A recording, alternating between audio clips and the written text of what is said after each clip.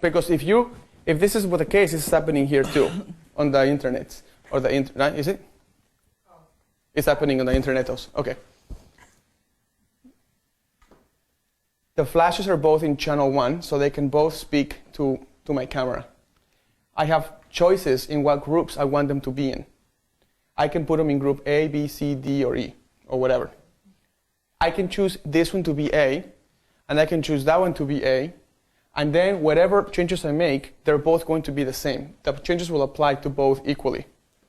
If I put this one in group A, and I put that one in group B, then I can control this one separate from that one. Super simple? Yes. Yes. So you have a really specific setup with the Mark III and these new 600 flashes where you can do all of that from within your camera.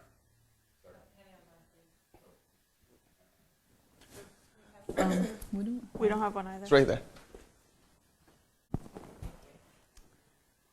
You have a really specific setup with the Mark III and those new 600 flashes.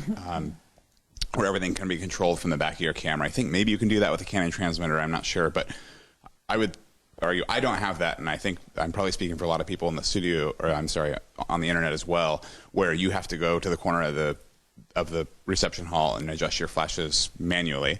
In that case, would you, are there settings that you would recommend that we put those flashes on where they'll be good to go for the whole ceremony, or for the whole reception, sorry? Okay. That's an excellent question, and there's a solution, a simple solution to that.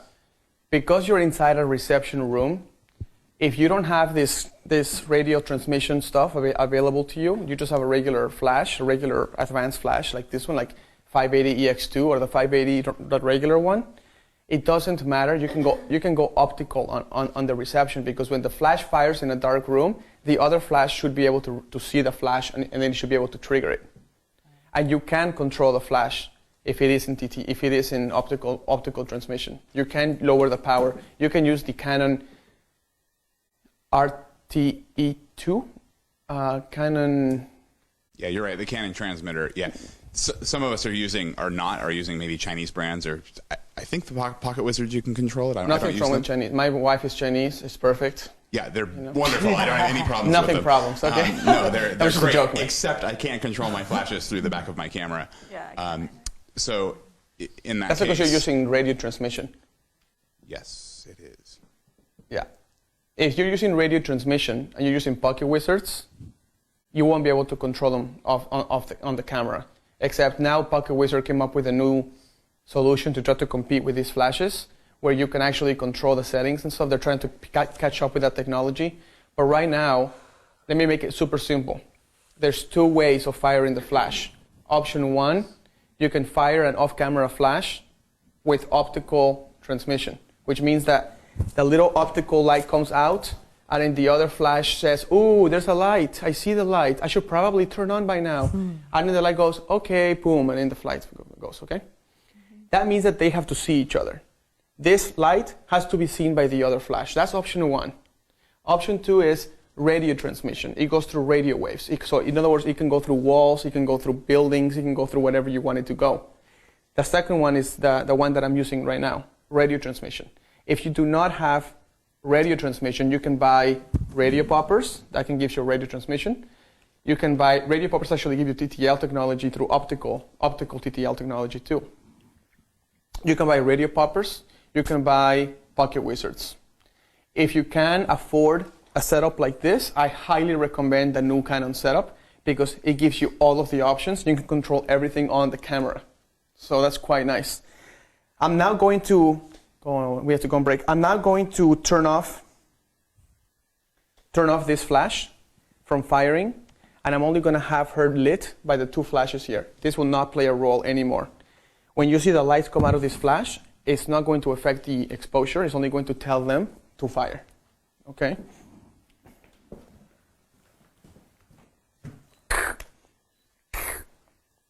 You're not laughing at me. All right.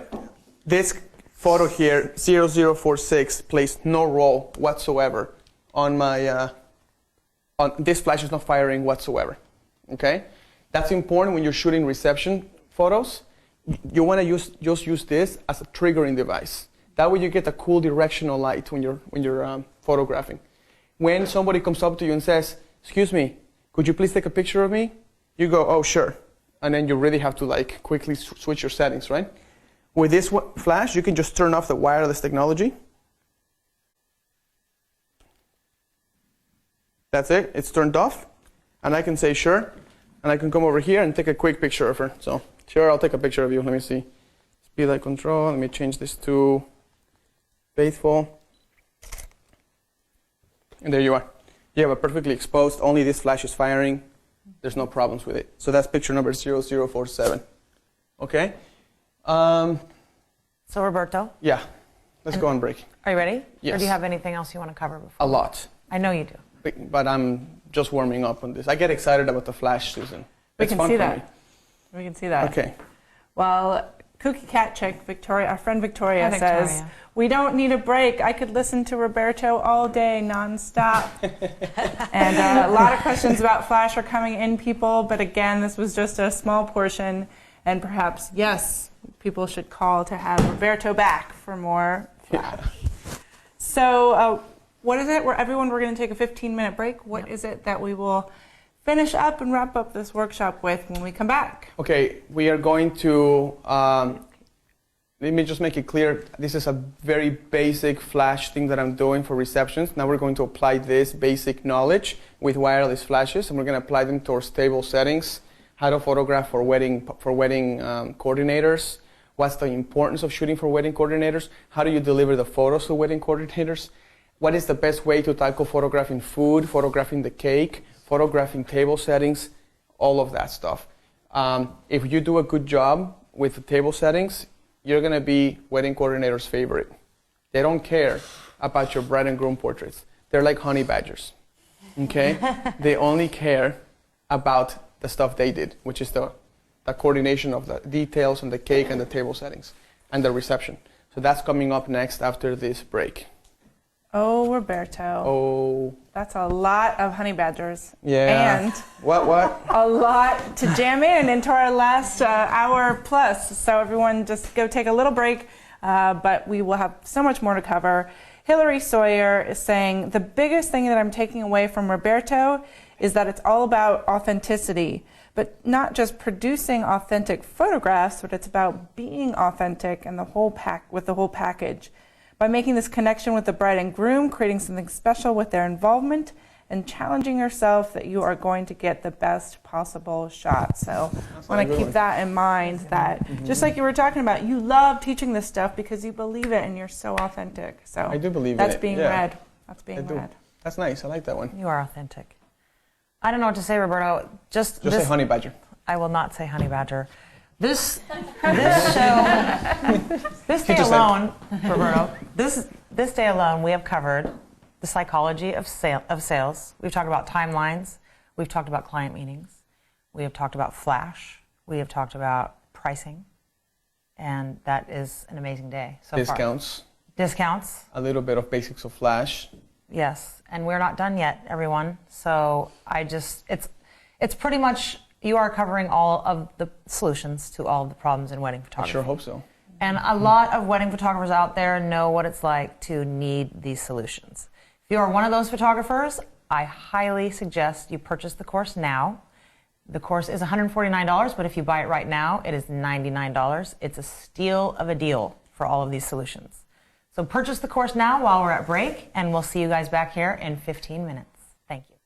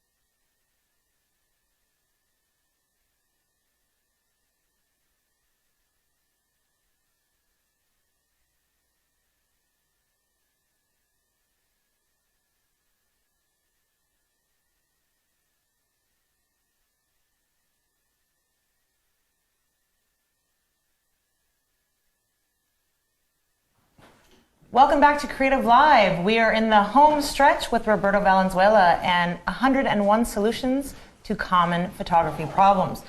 We are going to give away our 2 final prizes of the workshop. And the first one is an Align album design plus the posing evolution. This is a $349 prize, and the winner is Elaine Chu. And her quote was, "To improve your craft, you need to spend at least 5 minutes each day to so close. To visual. Really? Really? Oh my gosh. To visualize. That's good. You're channeling Roberto. Now say words I can't say. Now say jewelry now. See if we can. I'm not done. I'm mispronouncing I'm it. not done. Okay. Pre-visualization is so There you important. You got it. Whew. Congratulations, Elaine. And thank you to our sponsors. Kenna? All right, final prize of the day. Can I get a drum roll, please? All right. Final prize of the day is another Triple Scoop Music, Roberto Valenzuela's signature collection that is 10 songs that Roberto handpicked from all of the music that Triple Scoop offers for licensing for your clients. They have amazing music. We heard some live performances last week at WPPI, and shout out to Triple Scoop. In addition to that, this person is going to win Roberto Valenzuela's Wedding Evolution video. So again, congratulations to Natasha Elmer, whose quote was, "Don't sound like any other photographer. The only thing you have working to your advantage is your ability to stand out." And that is a almost $550 prize. So congratulations, thank you to Triple Scoop, Outline Album, X-Rite, Triple Scoop, Post Edits, and Roberto, if you could again tell us one more time about the Posing Evolution videos, because people have still been asking about those and what's different from that, from this workshop. So if you could show us that again, that would be fantastic. No problem. Posing Evolution is simple, 21 easy to follow points that are anchor points that you can look for, whether you're posing children, fashion models, senior portraits, weddings, grooms, brides, groups, because people's bodies are the same. So instead of memorizing poses and trying to think about, this is the pose I'm going to go to, these are my go-to poses, instead I got rid of posing and I just started to talk about the structure of posing somebody from head to toe. That way, if you can get those 21 points clearly set in your head, you should be able to pose everyone and anyone easily without stressing, without sweating it. So I hope it's a helpful product. It's a download from pictureperfectpractice.com. That's where you can download the product. You can download Posing Evolution if you want to focus only on the posing part, or you can download Wedding Evolution if you're a wedding photographer. You want to see how the whole wedding from A through C gets broken down. So that's the two. It's $99 right now. It's $149 in normal. But till the end of this course today, it will be $99. If you want to get it, this is the time. Did you want to show us that? Let's do that. Of it? Thank Sure. you. And then also, Roberto has some workshops coming up that he's going to talk to us about in beautiful parts of the world. Yes, I'm excited about those. So here's a little promo of Posing Evolution. As you can see, we have a couple. I talk about how to do things wrong and how to fix it little by little. So I have just nice friends come over and you can see how everything was done. After this couple, we go into actual portraits. And as you can see, there's a lot of drawings. So you can think about the angles and what the angles mean in terms of the pose. You can see if those angles create strength, create softness, why does the picture work, what's the kind of ratio of the eyeballs, what the ratio is, and you can keep going all the way from portraits to weddings to portraits again, and you can see how things go right, how to fix problems. Everything is based on simple 21 points. So that is Posing Evolution. All right, and tell us about the upcoming workshops that you have, that you're taking Kenna and I along with. I am taking Kenna. No, I needed to, that's good. I didn't know. Now I'm aware. That's good. It would be an honor to have you guys in Switzerland with me. in a place called Lugano, Switzerland, which is really close to Milan. So if you guys like shopping and Milan and Italy and all that, that's great. The workshop in Switzerland, it's in the Switzerland side. And it's going to be on July 1st and 2nd. It's a 2-day workshop. So if you're interested, you can go to pictureperfectpractice.com, click on workshops, go, and you have 2 choices to choose from right now. You have Lugano, Switzerland, July 1st and 2nd, 2013. And then you have my beautiful home of Los Angeles, California on July 9th, July 9th and 10th, 2013. And I may be adding some cities later. If you're interested in me coming to your city, give me a shout out on Facebook. Let me know that you're interested in me coming. I'm thinking about maybe Chicago, maybe Atlanta, maybe Miami, Orlando, or one of those. So that's the 2 that are scheduled now, and I only take 20 students. So if you're interested, you can reserve your seat on pictureperfectpractice.com. All right, well, what an incredible opportunity. So now before we get back to everything, I'd like to introduce our handsome producer, Aaron Anderson, who is going to say a few words. Thank you, Aaron. It's right behind. Hello, hello. So this is the awesome part in the show where I get to say thank you to awesome people like Roberto and all of you guys and our crew. So, but let me start off with our sponsors who help us put on this workshop. There's Borrowed Lenses, always there to support. They are totally awesome, shipping in their gear. Cobalt and Kessler. And then Glazer's Cameras are the rental shop down the street from our studio, which is a little ways from here. But anyways, they're always there with support also. So big thanks to all of those sponsors. Those are the sponsors I have. I know Roberto's got a couple if you want to talk about yours. I do. Yeah. You guys are good. Yeah, I know. We got it. We got it. I sincerely want to thank my sponsors because they have been so much there for me from the very beginning of my career. Companies like Graphic Studio, Graphic Studio, companies like Triple Scoop Music, who I have a collection with, and you can check out those songs, and they're great. They allow you to have licensed music for your slideshows. We have Align Album Design, which is started by Melissa Jill as a way to help people delegate some of that workload out of your schedule and be able to concentrate more in improving and practicing and not being burnt out. We also have X-Rite, which is obviously a company that I use enormously on color balance, color checker, passport, calibration of monitors, printers, the Color Monkey, all these different things, that products that they make are the best.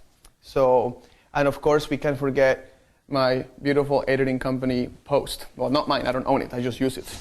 Post, which is formerly PWD Labs.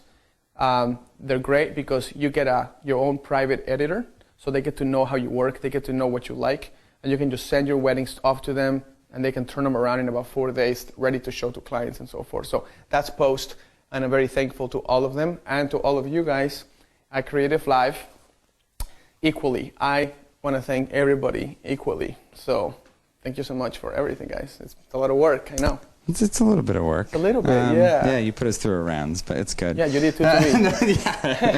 So I also want to thank our audience, and that's not just you awesome people here in the class now, but that's everyone out online. Without all of you guys and your support and your awesome questions, we wouldn't be here. So thank you so much for being involved with this workshop and every workshop. And yeah, big thanks to you guys. You guys have been awesome to work with, rolling with the punches, running around with us in the lawn. That was fun. But thank you guys. It's really, really great to have you guys here. Awesome questions and great interactions. So yeah, I want to just thank my students one more time. Do another thanks. Because I know some of you flew here, some of you walked here. Some of you, just kidding. Thank you so much for putting up with 3 days with me and for rolling and for being part of the course. I really enjoyed having you guys and participate with you guys. So it's been really fun getting to know all of you. So thank you for being here. Mm-hmm. And then I also want to give a big thanks to the crew. That's everyone that Roberto was saying is behind the scenes to make this thing function and operate. And it's not even just the people running around here. We have other people back at the studio, editors, all the folks on the off-screen chat host, marketing team that are helping support this class, which is awesome. And our lovely chat hosts, Kenna and Susan, always Always amazing. So anyways, big shout out to our crew who has put in the effort to make this thing happen. So, and then I get to personally thank, which I'm happy to say, Roberto Valenzuela. Round of applause, please.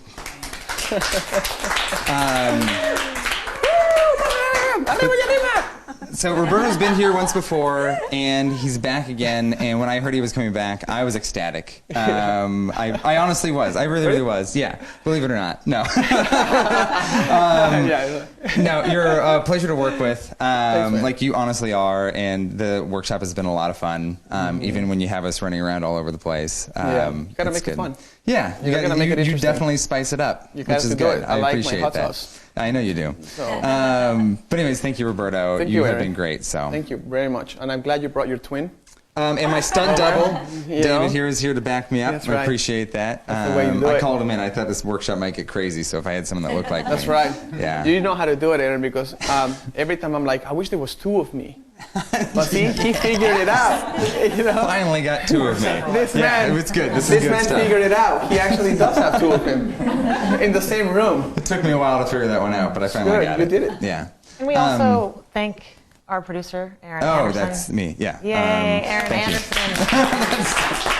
Aaron's out of the book. Big shout out to Aaron Anderson. He's on the Thank you, guys. phone with me every day. He's on emails, figuring things out, logistics. So much work goes into it. I want to also thank Craig.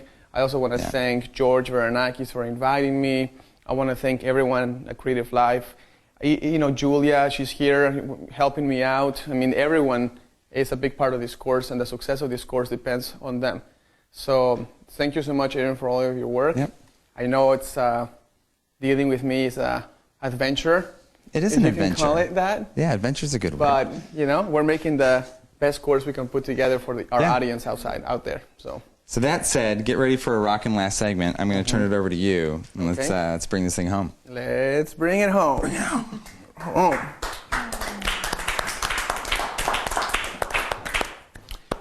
Okay.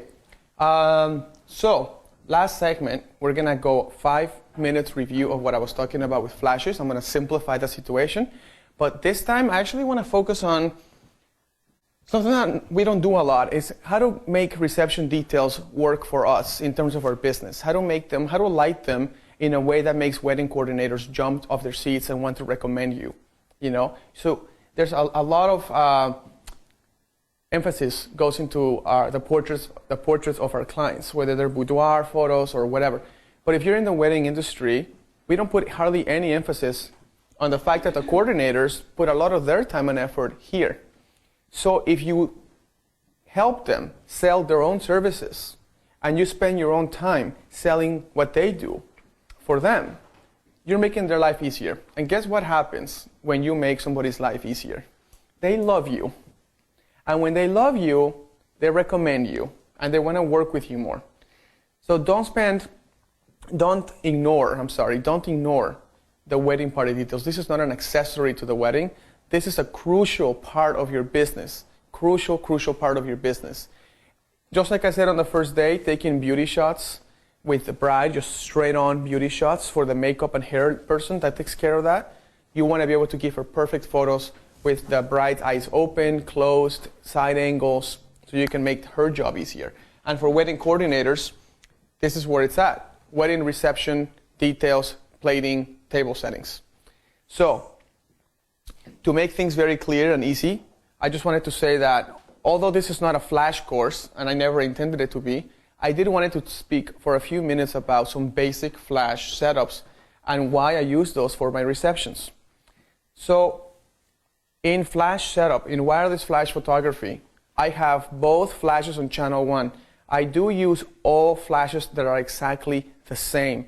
So I don't use 580 EX2s, I don't combine them with 430s, and I sure as heck do not combine them with 600s.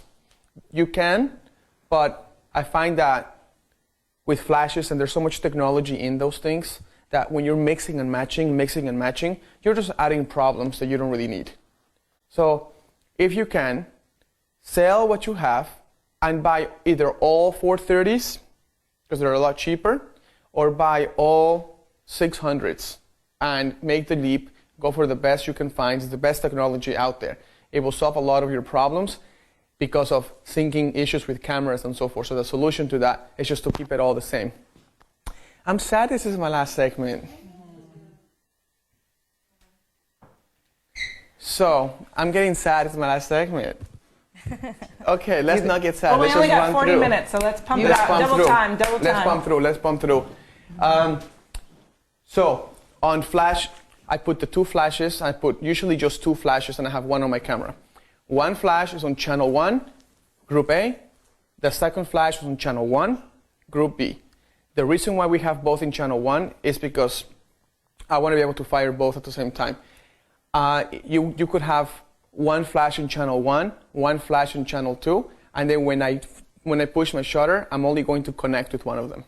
Whereas your second shooter can fire the other one in that other channel, which is why you would do that. But to keep things simple, I'm photographing in channel 1, my assistant's photographing in channel 1, and we're shooting away. One is in group A, one is in group B. One has more power than the other. So when you shoot and it hits the people, it gives you more of a 3-dimensional look instead of a flat look. When the bride and groom are doing their first dance, when the father of the bride is dancing with her daughter, or the father of the bride is dancing with his daughter, or when the groom is dancing with his mother, I zoom the flash head towards the dance floor to about 180 millimeters in order to give me that spotlight look. And I know that when that light hits the floor, it's going to bounce light into all the people watching around. But if I basically don't zoom the flash head, the flash is going to hit the dance floor and it's going to light it up all equally. And one of the things I said about 21 posing points in posing evolution is to try to have subject emphasis through light. So when the bride and groom are dancing, doing their first dance, even though you have no control over where they're standing, you can still control your flash zoom, the power of your flash, the position of the flash, the output of your flash, and you can create beautiful photographs at the reception, controlling it wirelessly from your camera settings. So that's about as far as I want to go with flash on this non-flash class. Okay? All right. Let's talk about some of these setups. And we have right now, somebody came up with, who was it? Who did all this? Oh, Brett. Brett? Okay. Well, we want to thank him too for all of this work. He even printed out little menus and little table gifts and so forth, which is pretty cool. So let's see, you guys. Let me ask you something. Bless you. That was a sneeze, right? Okay. How do you guys go about shooting table settings? Do you just kind of flat light it? Do you backlight it? Do you do anything with flash? What do you do? And also, Julia, can I have my diffuser, please, and my reflector as well? Okay, go ahead. Anybody. There's a microphone right there.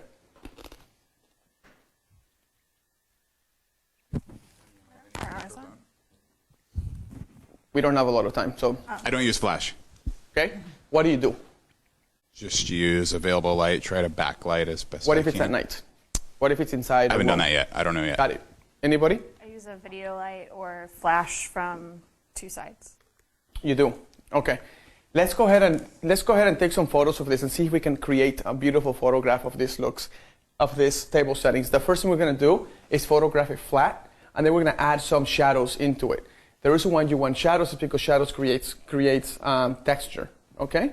So let's see. Do I have my reflector and all that? Is that here?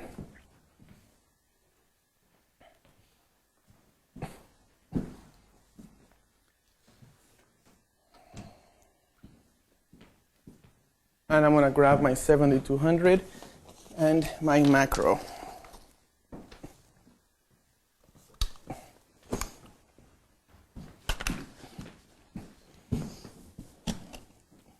And the ice lights too, if you can, Julia, please. Okay.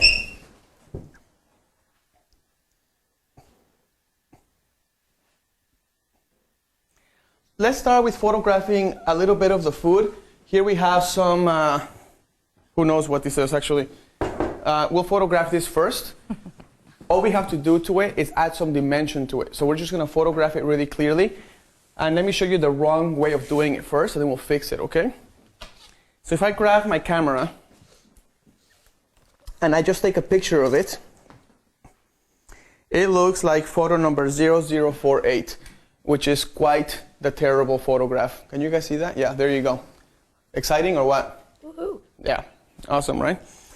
So this is probably not going to excite your wedding coordinators. One thing you can do is have the main object in focus and then let it go out of focus, and then at the end add another element of the table setting. So maybe add the beginning of the cake or the beginning of the champagne bottles or something. So whatever's going out of focus, add an element of interest to that. Okay? I'm going to go ahead and do that now. So let's bring the ice light over real quick.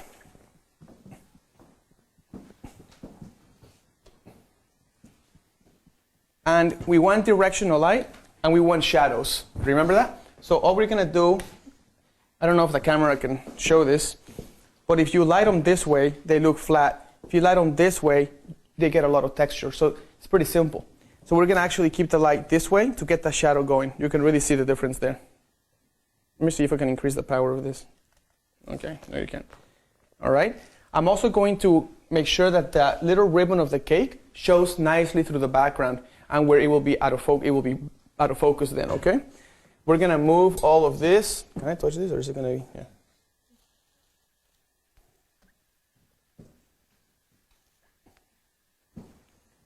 Okay, I'm going to bring the light. Let's bring the light a little closer. I'm gonna turn off my flash.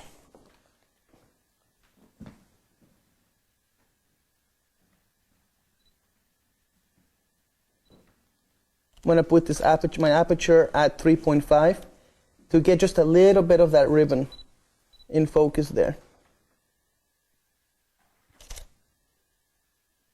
Okay, let's see if we can show that. Picture number 0049.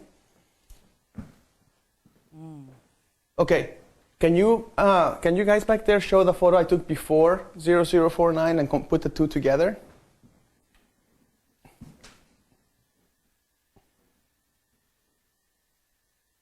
Okay, so you can see there's a pretty big difference between the two, and one looks just a lot nicer than the other.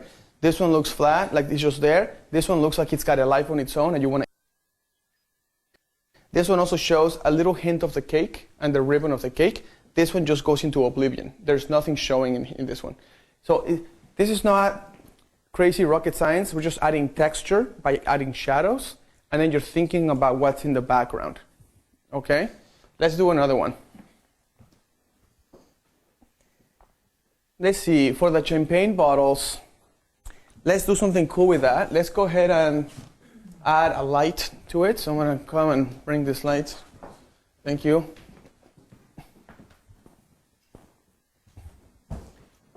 When you're shooting reception details, try to get a little creative on the background. They appreciate those little hints.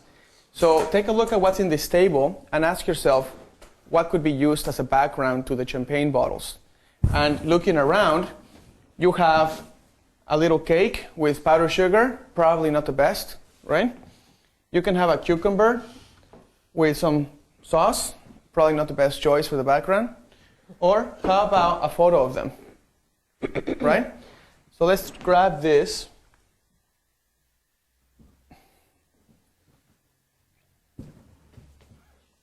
We'll put this photo right there. We'll bring the champagne bottles right here. And that's just a few inches away from each other, right? Mm-hmm. Yeah. But what I'm doing here is I'm going to put the champagne. The glass is right there. And then in the background, out of focus, you'll see a little hint of the bride and groom. Does that make sense? Just a little hint of it. But we're going to make it cool. We're going to put a flash, and we're going to backlight them. So actually, you know what, Julie? Could we just take this off?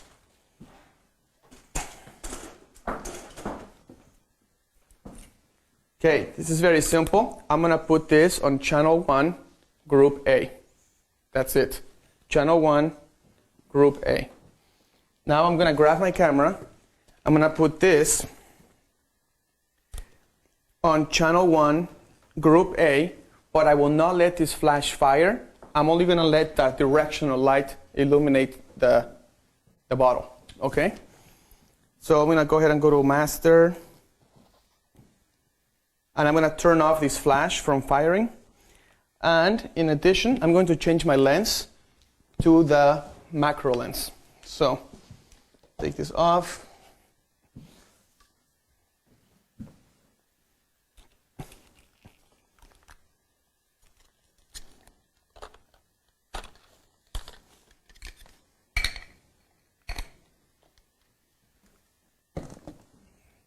All right, Julia, would you help me out with this? Let's put the flash right here. 45-degree angle, kind of more behind the bottle right there. Okay? All right.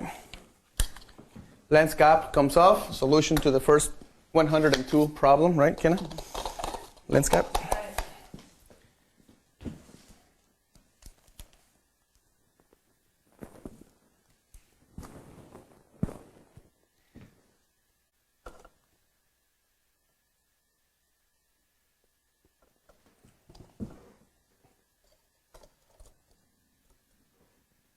The reason why I turned it away is because I wanted to show a hint of it. I didn't want it to be too obvious. Okay?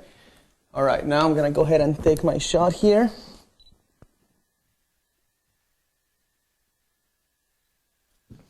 And this is blocking the brand name, so we're going to move it across.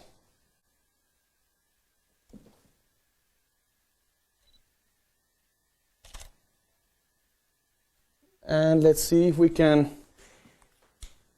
Let me do this one more time here. I'm going to put a little more power in that flash. So let me see this real quick. Actually, I'm going to do it here. I'm going to go to ISO 320.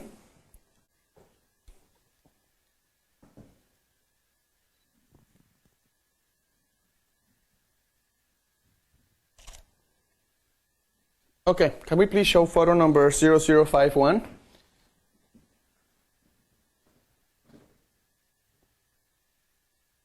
Do you see the couple in the background? You see this is lit really nicely. You have the couple in the background, so it adds a lot of depth to it. Now let's completely mess this up and let's pretend we don't know what we're doing in details. Let me turn this off, and I'm just gonna put this back where it was. It's okay.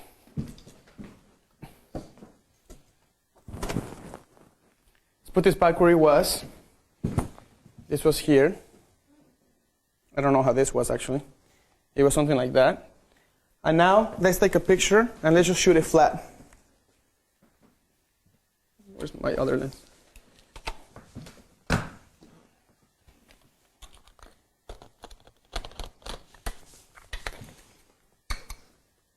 Okay. Let's not think about it too much, and let's take a shot. Okay, can we please display photo number 0052 and the previous photo I just took?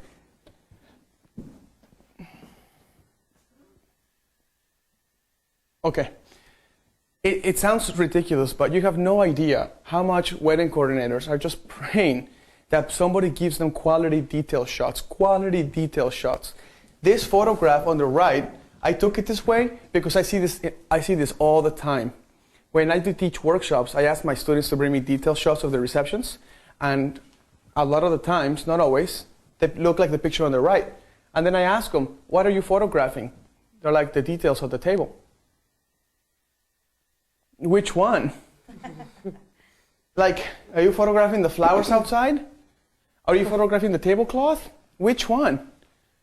And I can assure you, this took a lot of thinking, right? I have to switch to my macro lens.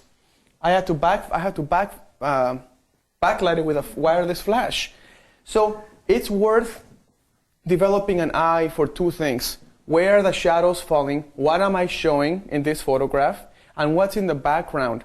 What's the detail out of background that's out of focus? If you can remember those three things, when it comes to detail shots, wedding coordinators are going to love you. You know, just absolutely love you. Let's take a look at the cake, and let's backlight the cake as well. So I'm gonna, could you grab the little light stand that goes, oh, this I have it right here, okay. Okay, let's photograph the cake. Here you have the cake, 1, 2, 3, and there it is. Let's display the cake shot, please.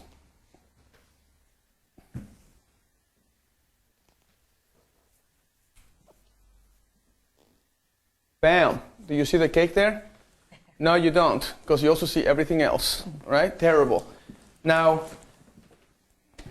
see, Ashley, can you come up here for a second? Sorry. What would be one cool way you could fix this picture? After the 3 things I said, where are the shadows, what are you photographing, and what's in the background? Okay, so Don't worry about it. Just relax. can we get like an ice light? And maybe light it from behind to create some shadows in front?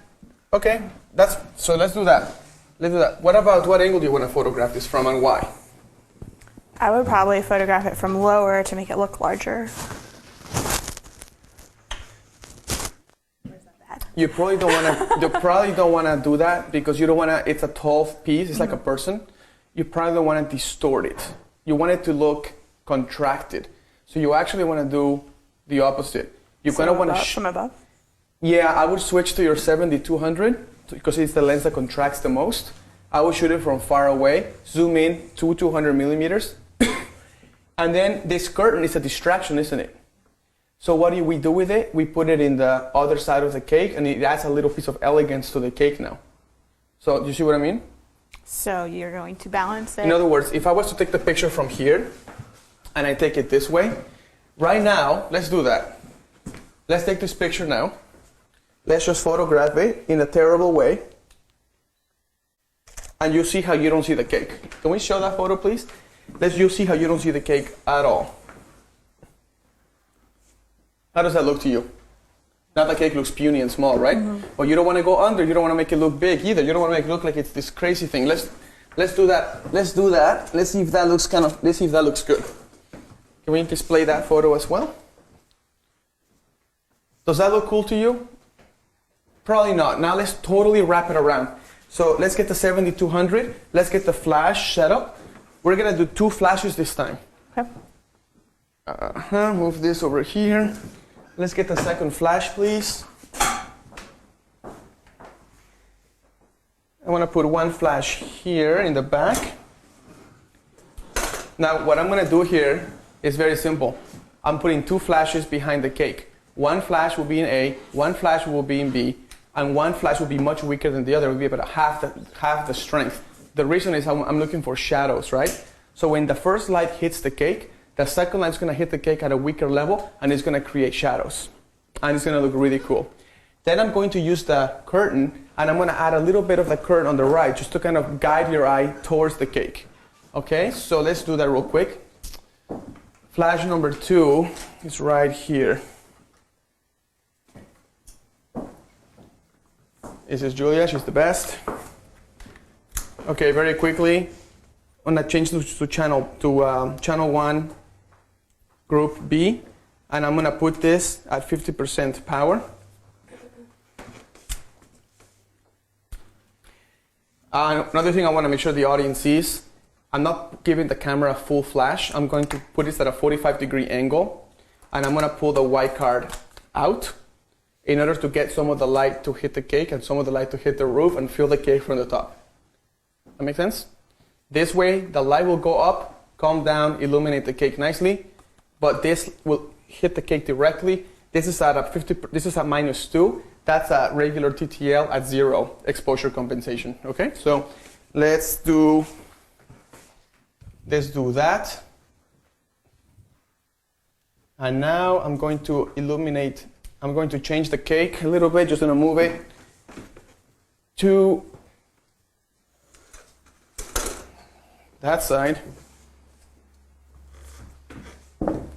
Hannah, would you like a cucumber? Yes. Would you like one of the cucumbers? Yes. Yes? Question mark, question mark. You see guys what I'm doing? I'm putting this on the right. The nice flowers are gonna be on the left.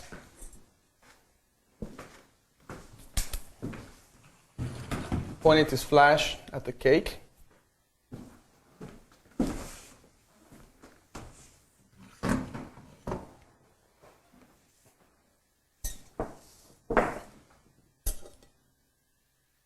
By the way, this is chrome.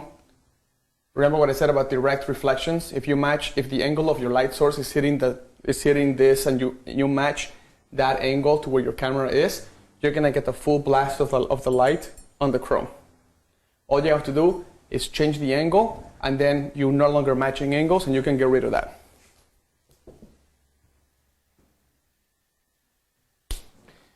Okay, now 7200. The reason why I'm using this lens, it's simply to contract the scene and make it look more attractive. Take the lens cap off, which is solution number 102. I'm going to go as far away as possible, and then I'm going to zoom in as much as I can. I'm going to shoot this from the middle layer, so I don't make it look bigger or smaller. I'm just going to keep it dead on beautiful, okay? Let's see, my flash settings should be accurate. My flash should probably be turned on.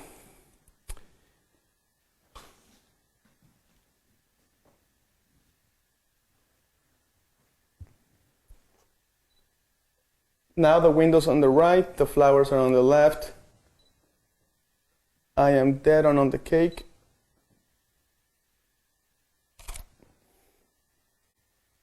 Okay, let's go ahead and show that a little bit, and then we're going to improve on it.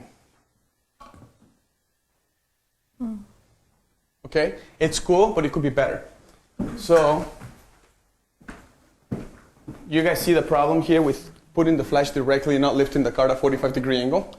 So now let's do that. Let's turn this at a 45-degree angle. I'm going to turn this down, and I'm going to change the angle of it to about there. I am now going to put the cake forward so that make sure that the flashes are further in the back, and they don't illuminate the side of the cake. They illuminate the back of the cake. Okay? All right.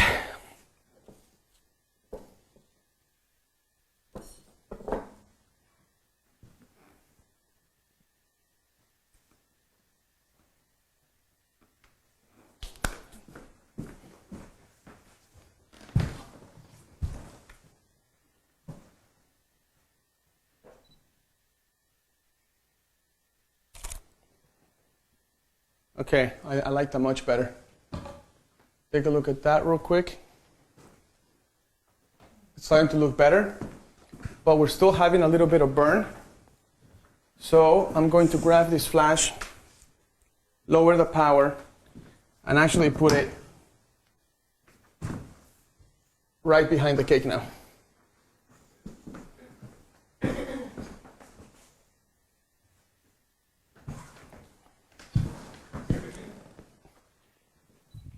Can I get my diffuser, please? Okay, and I think that looks a lot better. You're starting to really improve on it.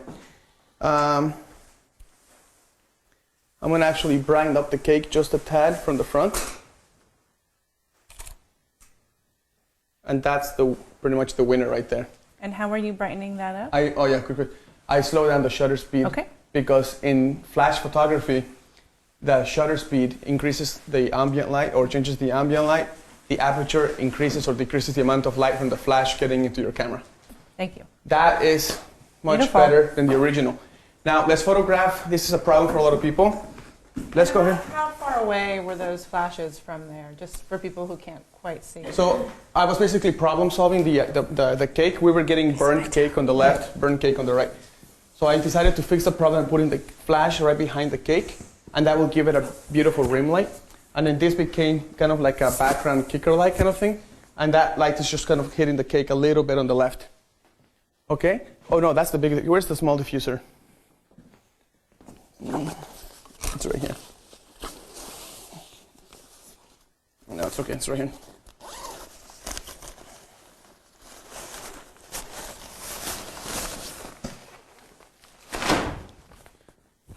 Okay, for settings like this, where it says Kimberly in the back and table settings, go to your local camera store and buy yourself a small diffuser, just a small one, something like this big. I just didn't bring mine, but we'll use this. So let's see, Julia, let's try this.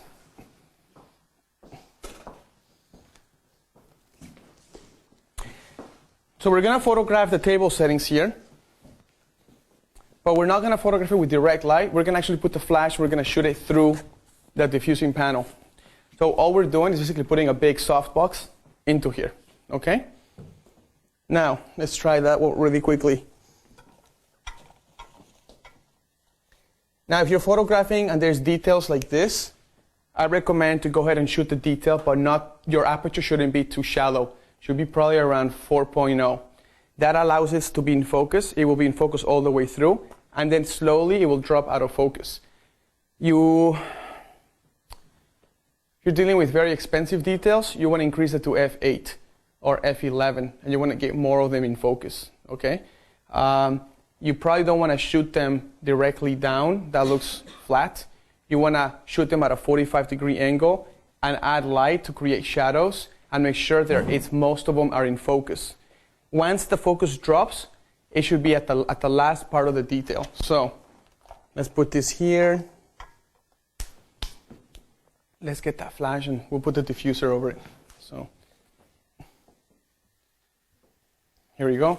So the softbox is going to be here, and then can maybe one more person here, Julie, can you come over here and hold this? Yeah, sure. Come on, Christelle. I'm going to put the power. The power was at -2 2/3. I'm going to go to -1 because I need more power because I'm going to shoot it through a diffusion panel. Okay? So point this flash directly. I'm going to bring this card. Put the flash right there in the middle of that thing. Now, yeah, that won't work. So I'm going to change the lens from a 70-200 to my macro lens again.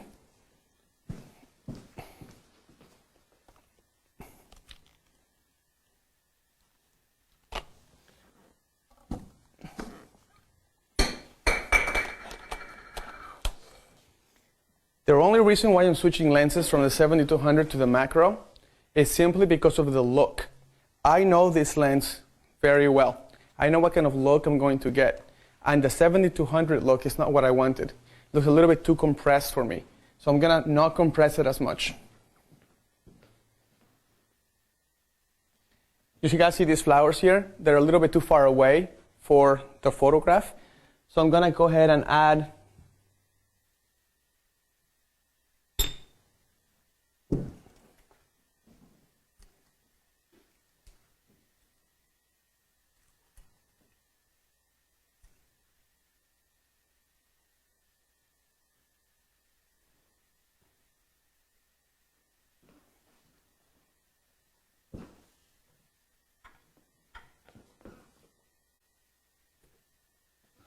So all I'm doing is something a lot of people may not do, which is organize the background of a detail.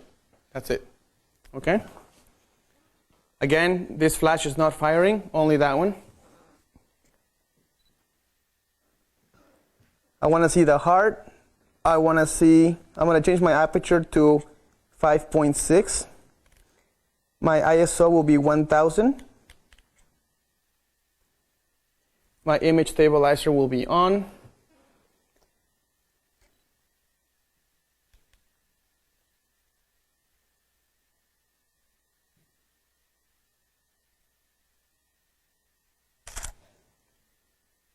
And let's please show that photograph.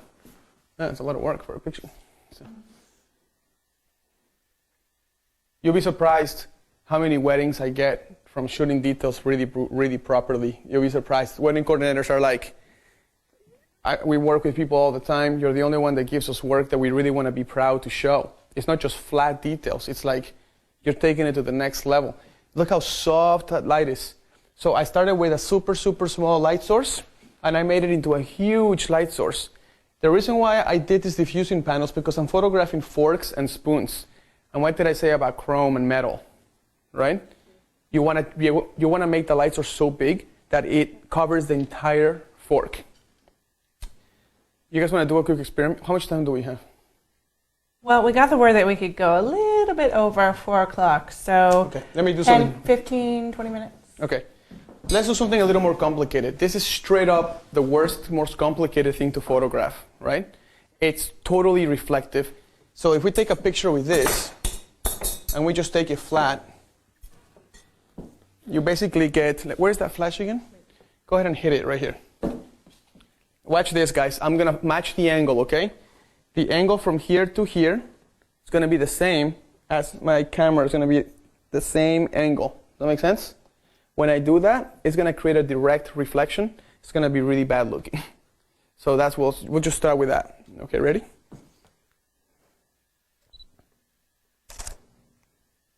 All right, let's show that picture real quick. You see how that's not attractive whatsoever? This whole thing here is just not going to work for, if you're working with high-end coordinators, that's not going to work.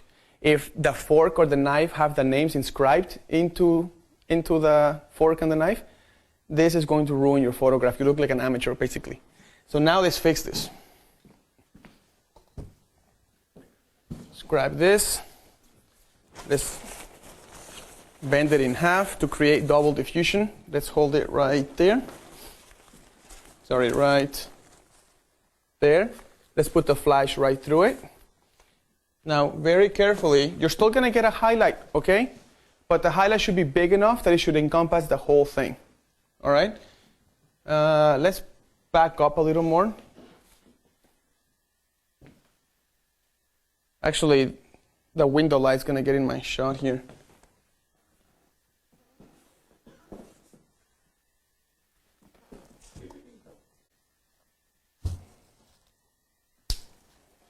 This is not shooting, is it?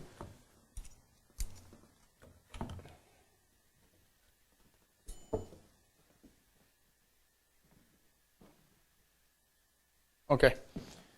Go ahead and put the flash through that.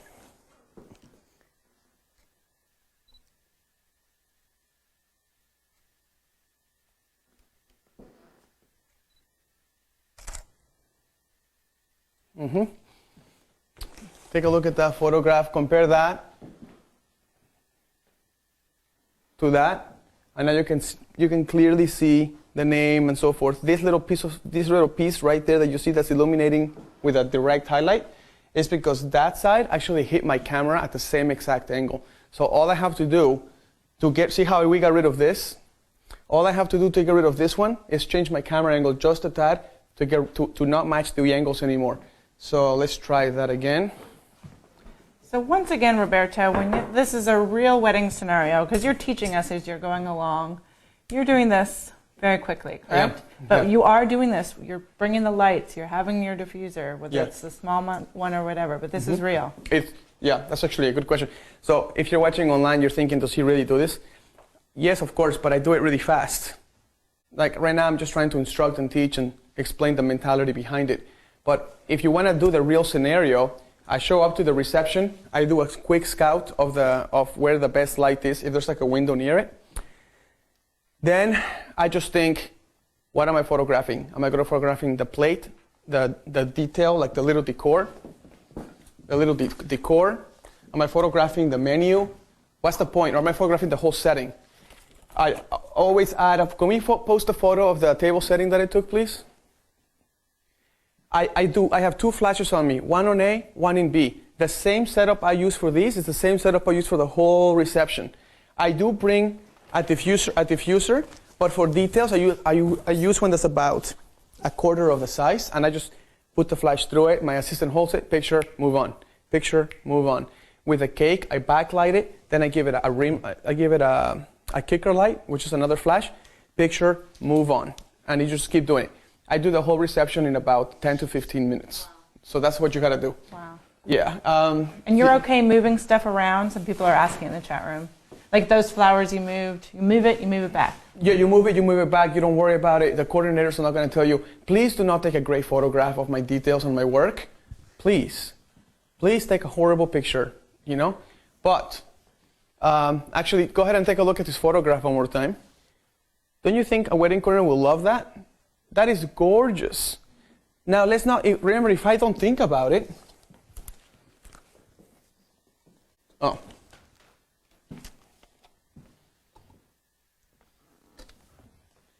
This is what we see sometimes people do. You come over here, and there's your detail. Can we please display the two for comparison purposes?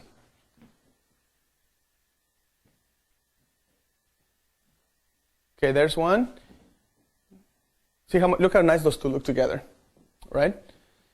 Let's pick that one and the table setting I just took.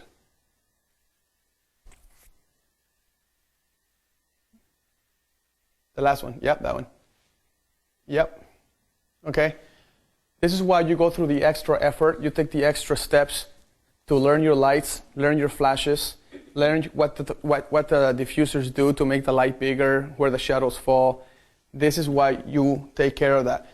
If you give this to a high-end wedding coordinator, the picture on the right, you are pretty much done with that person. Even if you photograph everything else beautifully, the bride and groom portraits and all of that, you are pretty much done. This one, she'll love you forever, even if you totally mess up the bride and groom portrait. She doesn't care. She don't care. I won't say it. I won't say it. She doesn't care. Any questions, guys, on some of these items? Roberto, I have one. Why the flash instead of the ice light? The flash is bigger because the flash has a diffuser that's huge and it softens it. The ice light would work well too. Let's try the ice light real quick on this photograph.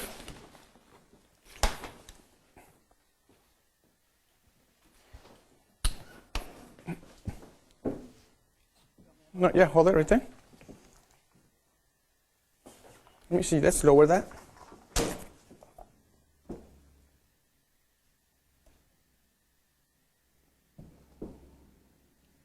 Okay, guys, what I'm doing right now is I'm positioning the ice light not at the top of the detail. I'm going to photograph the menu now.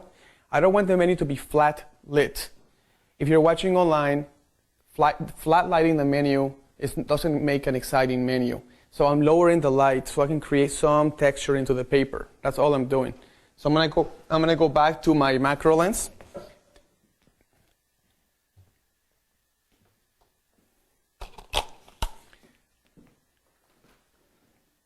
Now what I'm gonna basically focus on is there's some initials for the bride and groom at the top. You see that? So I'm gonna actually focus on that and the date. And then I'm gonna basically give the viewer a hint of what was being served. So my aperture will be f11 because I'm using a macro lens. If I was using the 7200, you could do f5.6. Because it's a macro, I'm going to go all the way to f11, which is probably why I should use a flash, because a flash would be able to sync with that. Also, because I'm photographing the details, the menu, I'm going to use this little gift, and I'm going to put it underneath to pop it up. You see what I mean? So you bring it over. That's going to help you with your aperture, and it's going to help you where the drop-off happens. Because I want to give a hint of what's being served, but it's not like everyone needs to know salad is today, chicken is what's for dinner, you know what I mean? So let's do that real quick. Let's get some texture into it. Right there. Beautiful. That's the right angle for it.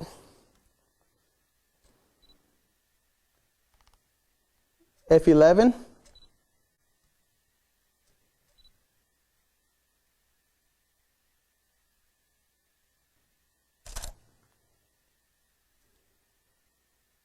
Okay, that's one. Let me do one more.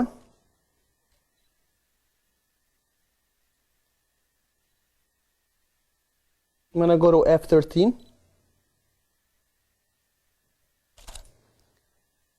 And let me do one more. I'm going to increase my ISO to 2000.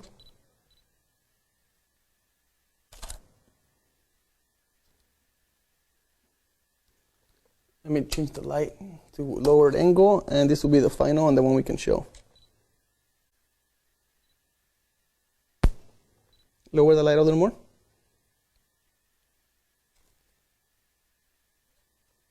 Lower the light more.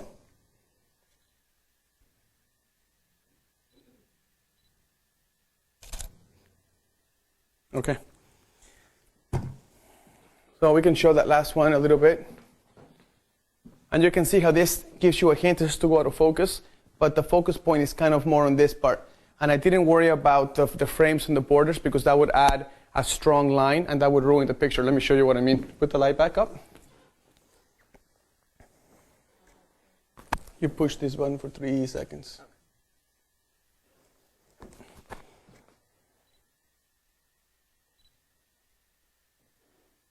So this is if you introduce those lines, it's not as effective. Go ahead and take a look at that one. See how that's kind of distracting. It's not, the attention is not on the initials of the bride and groom. It's not on the details. You're going to want to focus your viewers' attention into something. So let's see.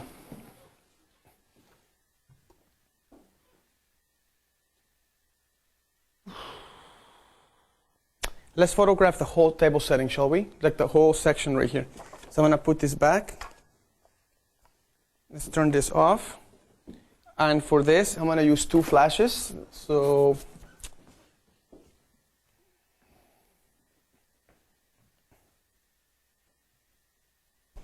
one, let's put the other one. Actually, can you hand hold the other one at a 45-degree angle?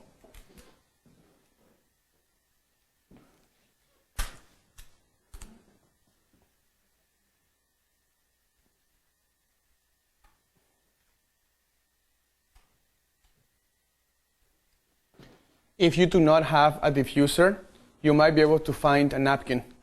And then you can put the flash and put a napkin over it, and it achieves the same thing. Okay? So that's dangerous doing that. So we're going to put this in front of it. Remember, you're photographing with a small light source into something small that has a lot of layers. So the shadows will be incredibly distracting if we don't increase the relative size of the flash. Okay? Bring that down a little bit so it's pointed towards it. And what is the power on that?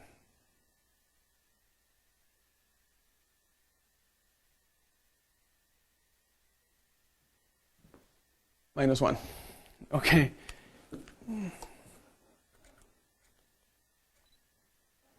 I'm going to increase my angle so I can get this at a 45-degree angle.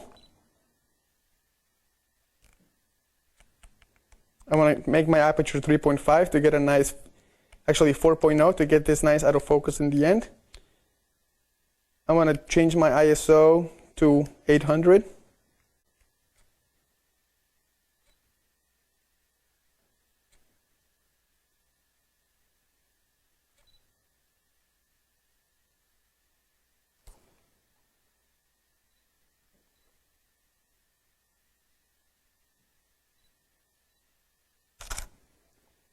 Did that flash fire?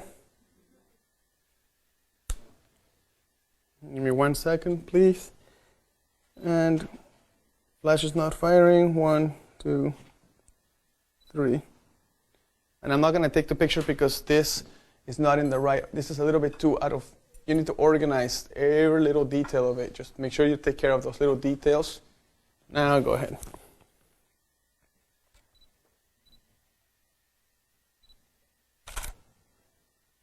That went out, right? Yeah? All right. Let's go ahead and show that one. And let's take it horizontal and show one more.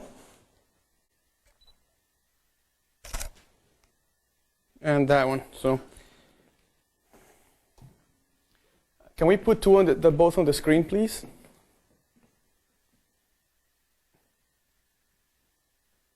Okay. What do you guys think of the way this setup looks with the flashes and so forth? Does it look nice to you? Looks nice? Imagine practicing this with the shoes. Imagine practicing this with the rings. Imagine practicing these things with all the little details you have to photograph at the wedding. If you give all these details natural light, or light from a directional light, you're going to be compensated greatly because your details will have life. Your details will say something. Basically, guys, if you're watching online, try not to be lazy with your details. Try to take it to the next step. Practice a few things at your house. Practice with your flash. Remember to add a diffuser. If you don't have a diffuser, put a napkin, and you can change the relative size of the light. Make sure that everything is nicely organized, and keep in mind where the aperture fall off, where the out of focus fall off is going to happen, and what's going to happen in the background. Can we display the photo of the champagne bottle with the bride and groom in the background one more time, please? Yep, and can we also show the last picture of the cake I took?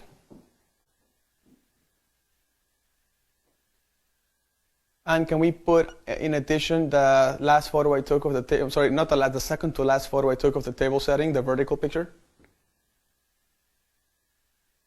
How do those details look? It's really cool, right? That's gonna get you business, that's gonna get you, and that's just straight out of the camera. If you do any editing, it's gonna look even better if you want to, but I don't teach about editing, I teach about getting it right on camera. So I hope this whole detail section helped you out a little bit, especially about how to photograph the chrome forks and the chrome knives with the inscriptions. Remember that don't match the angle. If the light's coming from this direction, grab this angle and change it, lower it or make it higher, and make the relative size of the light 3 to 4 times bigger than what you're photographing. So if you're photographing this, grab a diffuser that's about 3 times bigger than this, and then you can hit it, and it will be beautiful. It will look super nice. If you photograph it with a straight flash, you're going to get direct reflection. It's going to look cheap. Okay. Awesome, Roberto. Well, I think what's so cool about that is that we're seeing you do the same things as before, where you're going to the table, going to the details, and you're seeing what the gifts are there, just like outside. Exactly, yeah. What are the gifts here? What can I do? What's the light? So we're just right. seeing all the same things. Well, so these are your subjects now. Exactly. Right? So we just have a little bit less than 10 minutes to go. Okay. So I was wondering, I know you were going to talk a little bit about the methodology and philosophy behind what to do with all of this learning that we now have to practice it. And so how to best use this course. What do we do now?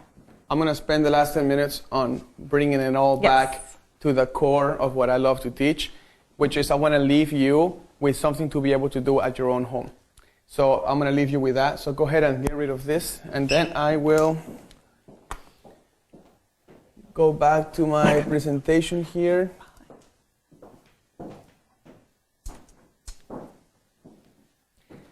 So guys, I want to leave you with just a small hint for the last part of this course.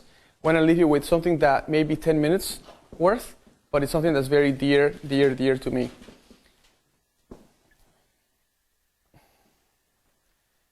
Please try to operate in the learning zone. Don't try to keep operating in your comfort zone.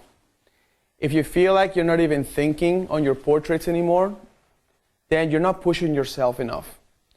If you come up with exercises that are too complicated for you, you are now operating in the panic zone, and that's not going to help you at all. So if you're not used to flashes or multiple flash setups, don't go buy 10 flashes and be like, dude, A, B, C, D, channel 3. Because you're not going to get anywhere. Let your brain develop the learning little by little.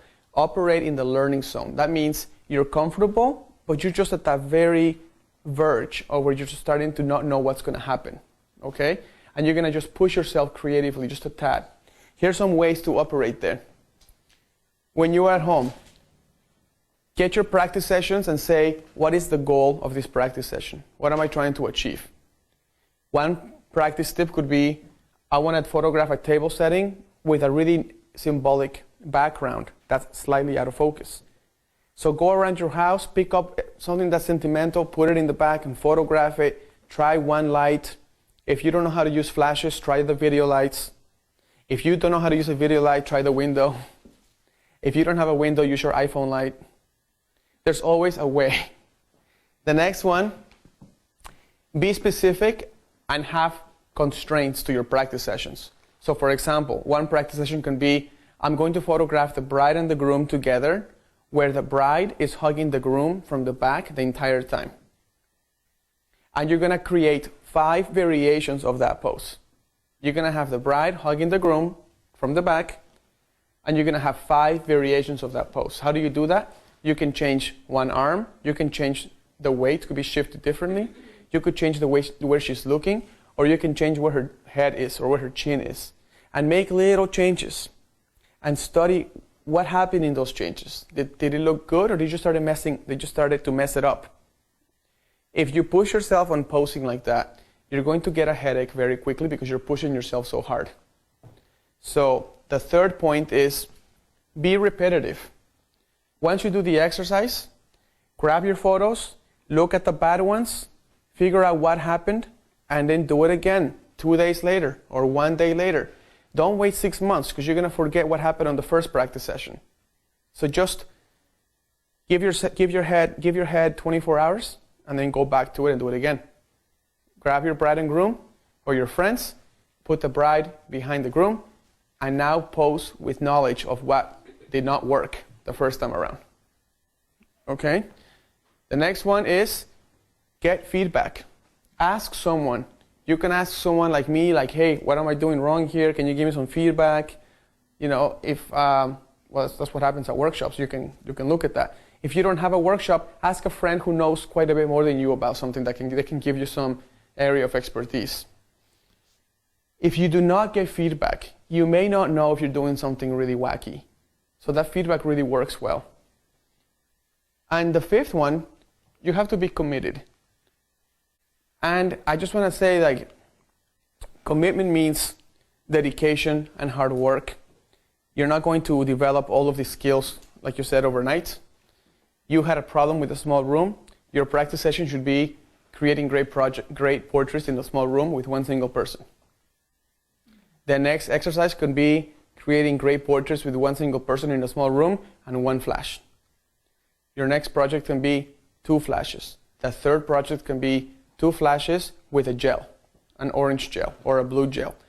One exercise could be, I'm going to transform the entire room into different colors using flash gels.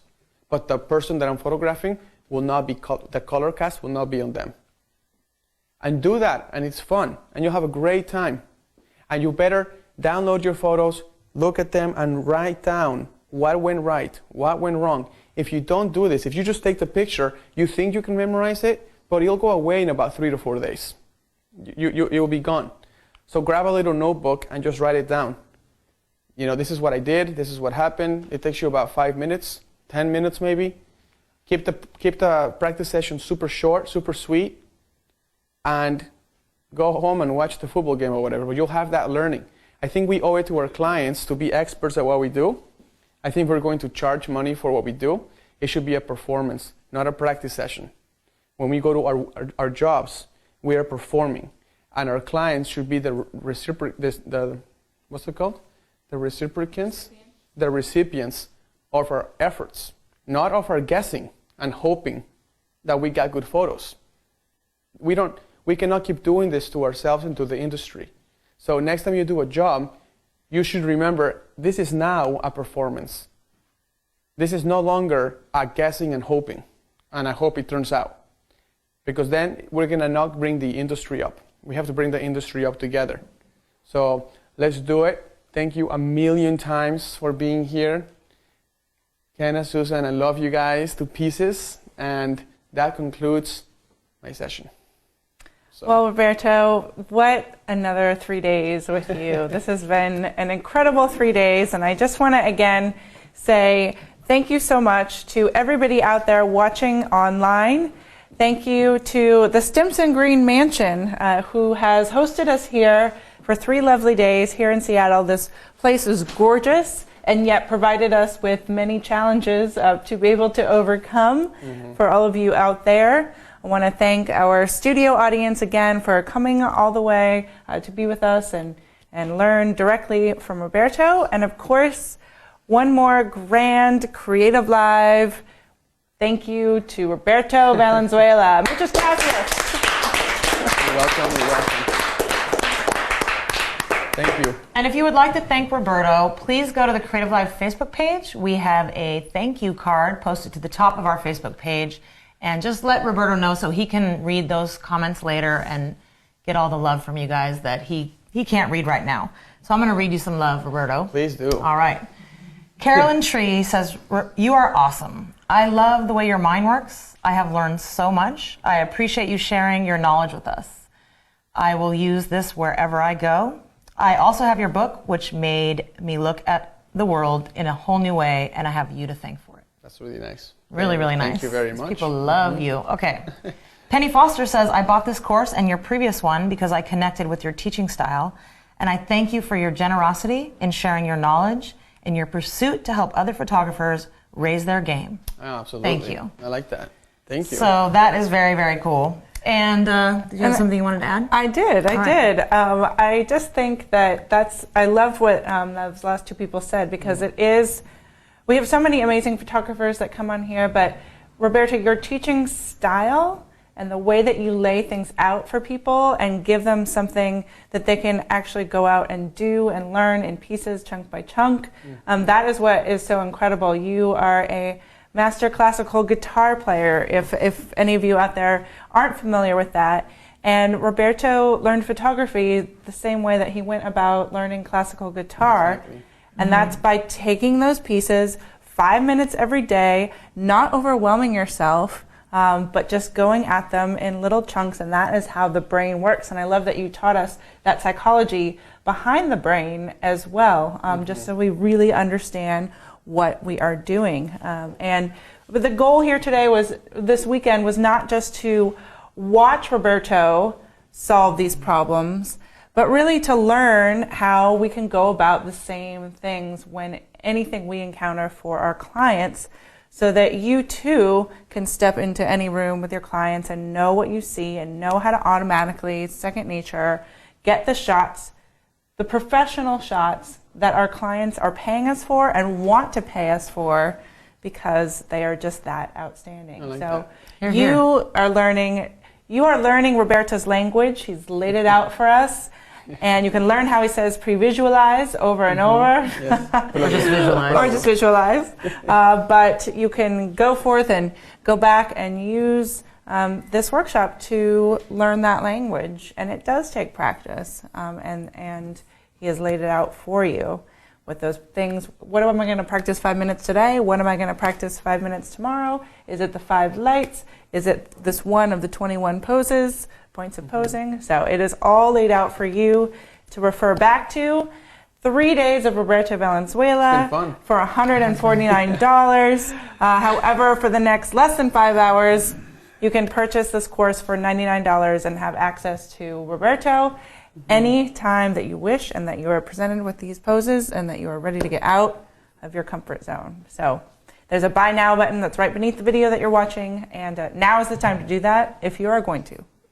Cool. Well, Roberto, I have some announcements. Announcement. I have an announcement. Announcements. We have some upcoming workshops this week, and I want to tell you what those are. Laura Hsu is coming to CreativeLive for Lightroom Output Made Easy. So I know the first 2 modules in Lightroom pretty well. I know the library and the development. Haven't really taken it past that. Laura is coming to teach us how to create prints, photo books, slideshows, web galleries, and much, much more. So that starts Monday, and that's March 18th to 20th. Which is tomorrow. Oh, that is tomorrow, everyone. Tune in to CreativeLive tomorrow for Laura Hsu. And then also this week, Tamara Lackey, the beautiful Tamara Lackey, is coming to CreativeLive, and she is actually teaching a year-long 4-part course, the All-in-One Life Series. So this course is going to help us rediscover the you, the us, in our own lives. We're going to learn to boost our energy. We're going to learn to increase our fitness levels. We're going to master stress, and so much more. So the first installment of this course is Health and Energy, and that begins March 20th and goes to the 22nd. So that is going to be an incredible course. Nothing quite like it yet on CreativeLive, a whole year-long project. We're very excited to kick that off. So that is 4 3-day workshops. It's going to be incredible. And also, one last announcement. Happy birthday, Miss Tamara Lackey. You are an amazing woman. And we all wanted to say happy birthday Happy birthday, to you. Tamara. That's awesome. So everyone, thank you again. And that is a wrap.